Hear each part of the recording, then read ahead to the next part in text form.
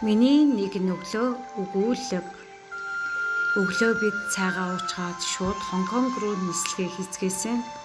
Удалгүй Хонконгийн олон улсын нислэгт бууцгаагаад Хонконгийн төвд байрлах буудалд байрлацгаасаа тэндээ ойр байрлах сэтгэл татам сүм байдаг бөгөөд буддын хөшөөгөөр дүүрэн газар гэдгээрээ онцлог.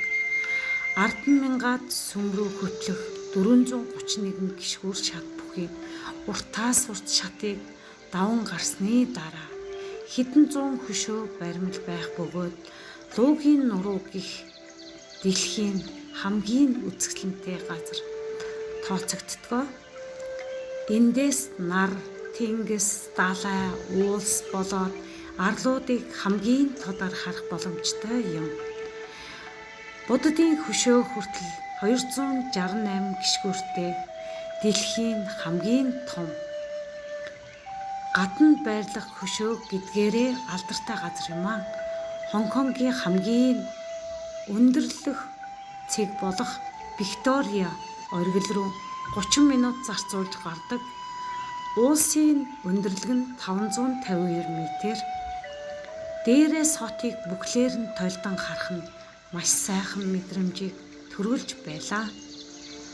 Хонконгийн Ман Мо хэд хамгийн эртний сүм.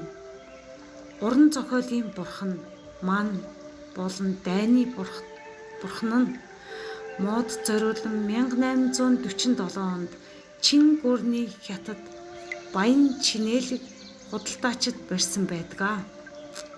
Старбери луугийн хот руу завиар Коулинг явах боломжтой. Завин дээрээ кофе уунгаа орчныг толдон харах маш сайхан амар амгалан мэдрэмж байсан.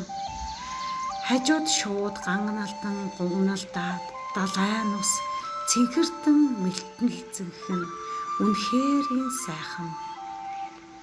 Национал географи заавал үсэх ёстой газрын Уулон Моло хотыг дээрээс 118 м өндөр давхраас хотыг дээрээс нь харахын зэрэгцээ үйлсийн дунд хоол зооглох нь нэн таатай гайхамшигтай мэдрэмж байсан.